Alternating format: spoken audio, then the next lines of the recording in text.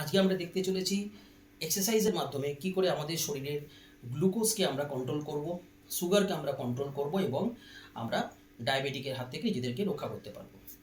আপনার যদি সুগারটা রিসেন্টলি একটু বেড়ে থাকে তাহলে বলবো আপনারা যদি এই এক্সারসাইজটা করেন এবং ডায়েট কন্ট্রোল করতে পারেন তাহলে কিন্তু আপনাদের ডায়াবেটিক পেশেন্টে আর পরিণত হতে হবে না, ওষুধ খেতে হবে না, ন্যাচারালি কিন্তু আপনাদের বেড়ে যাওয়া গ্লুকোজটাকে কন্ট্রোল করতে পারেন।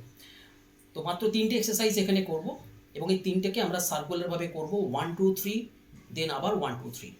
প্রথমে এইটা,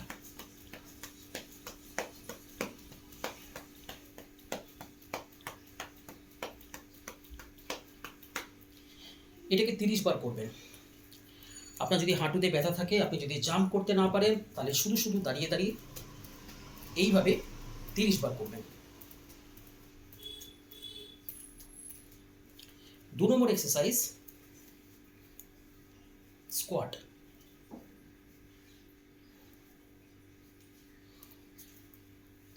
কতটা বসবো সেটা সম্পূর্ণ ডিপেন্ড করছে আপনার ফিটনেসের উপর। আপনি অল্প বসতে পারেন বা এতটা বসতে পারেন।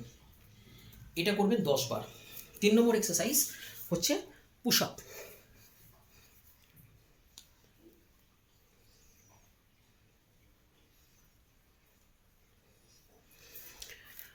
আপনার যদি পুশ আপ দেওয়ার অভ্যাস না থাকে, প্রথমবার পুশ আপ দিচ্ছেন, তাহলে এইভাবে শুরু করতে পারেন। হাঁটু ফেলে এইভাবে, তারপরে আস্তে আস্তে আপনি চেষ্টা করুন হাঁটু তুলে পুশ আপ দেওয়ার। পুশ আপ 5টা থেকে 10টা করুন, স্কোয়াট করুন 10টা, স্কোয়াট জাম্পিং বা হ্যান্ড টু নি এইটা আপনারা করুন 30টা। এটাকে 3 বার করে আপনারা আপনাদের ক্ষমতা অনুযায়ী সার্কুলার মোশনে রিপিট করুন। খাওয়া দাওয়া কন্ট্রোল করুন, খাওয়ার মধ্যে সবুজ শাকসবজি, ফল এইগুলোকে রাখুন, জল খান, সকাল সন্ধ্যে একটু ব্রিস্ক ওয়াকিং করুন 10-15 মিনিট ধরে। দেখবেন সুগার যদি না হয়ে থাকে, সুগার হওয়ার চান্স অনেক কম থাকবে। আর যদি রিসেন্ট যদি সুগার একটু বেড়ে থাকে, নিশ্চিন্তে থাকুন, ওষুধ হয়তো আপনাকে খেতে হবে না।